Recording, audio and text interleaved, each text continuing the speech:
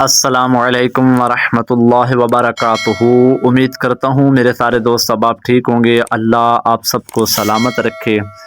برادران اسلام، ہم نے نون ساکن اور تنوین کے قاعدے پڑھ لیے تھے۔ سبق نمبر 14 ہم نے پڑھ لیا تھا۔ آج ہم انشاءاللہ سبق نمبر 15 یعنی 15 میم ساکن کے قواعد پڑھیں گے۔ تو برادران اسلام، سب سے پہلے میرے نبی کی ذات پہ میٹھا میٹھا اور پیارا پیارا درود پاک پڑھ لیں۔ الصلاۃ والسلام علیک یا سیدی یا رسول اللہ وعلی آلک و اصحابک یا حبیب اللہ۔ الصلاۃ والسلام علیک یا نبی اللہ وعلی آلک و اصحابک یا نور اللہ۔ برادران اسلام، گزارش ہے کہ اگر میرے چینل پر نئے ہیں تو لازمی یار چینل کو لائک اور سبسکرائب ضرور کر دیں ثواب کی نیت سے، اور ہو سکے تو ویڈیو کو آگے زیادہ شیئر کر دیں، کیونکہ قرآن مجید کی جتنی زیادہ ویڈیو پھیلے گی اتنا زیادہ ثواب کا آپ کو بھی ملے گا اور مجھے بھی ملے گا، اور یہ ایسا ثواب ہے یہ قبر تک حشر تک جائے گا، آپ کو مرنے کے بعد بھی اس کا بہت بڑا فائدہ ہوگا۔ تو آئیں ہم سبق نمبر 15 اس کو پڑھتے ہیں۔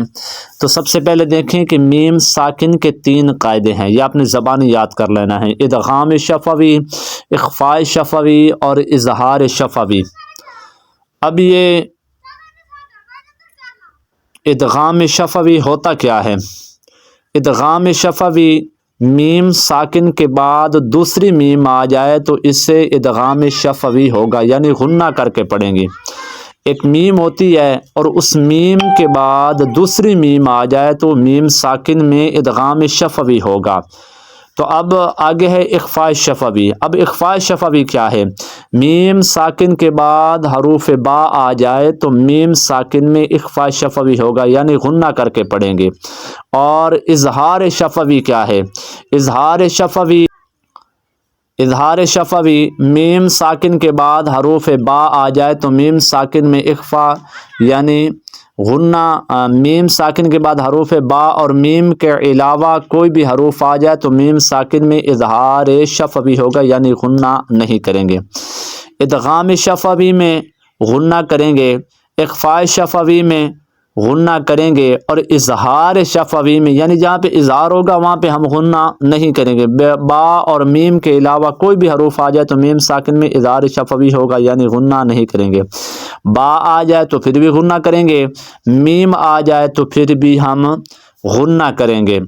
اب آگے آئیں، تھوڑا سا میں آپ کو پڑھ کے سناتا ہوں۔ حمزہ نون زبر ان، تا میم پیش تم، انتم۔ اب میم ساکن کے بعد میم آ رہی ہے تو یہ کون سا قاعدہ لگ رہا ہے؟ یہ ادغام شفوی لگ رہا ہے۔ کون سا قاعدہ؟ ادغام شفوی۔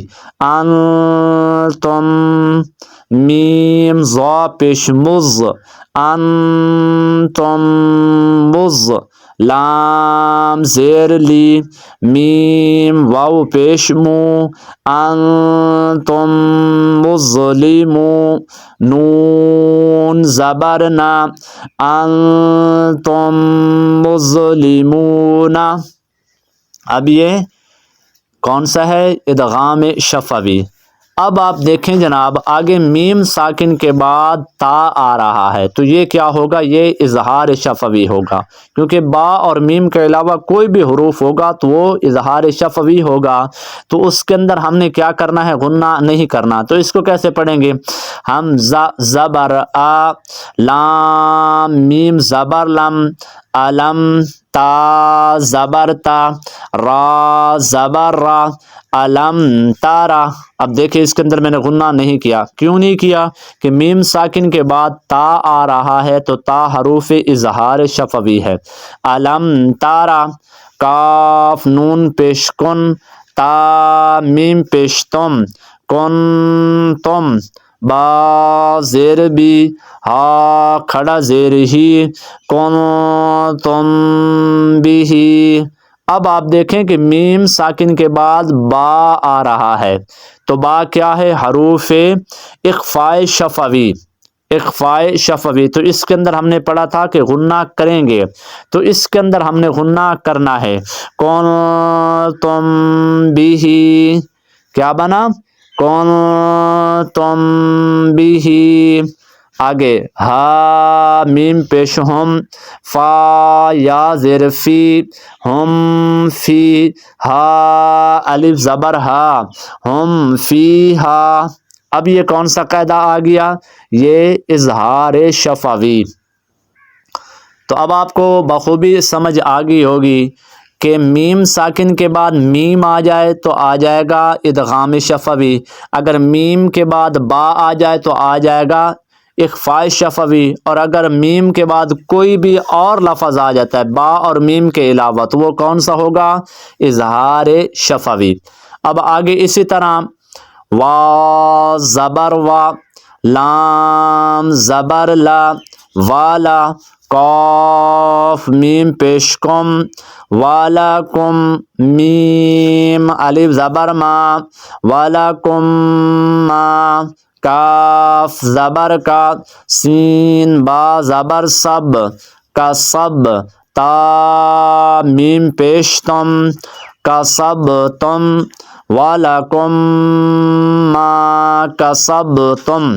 اب دیکھیں میم کے بعد میم ہے تو میں نے غنہ کیا ہے، کیوں کیا ہے؟ کیونکہ ہے ادغام شفوی، وَلَكُمْ مَا كَسَبْتُمْ، وا لام زبر ول، حمزہ میم زبر ام، والام، را پیش رو، والامر۔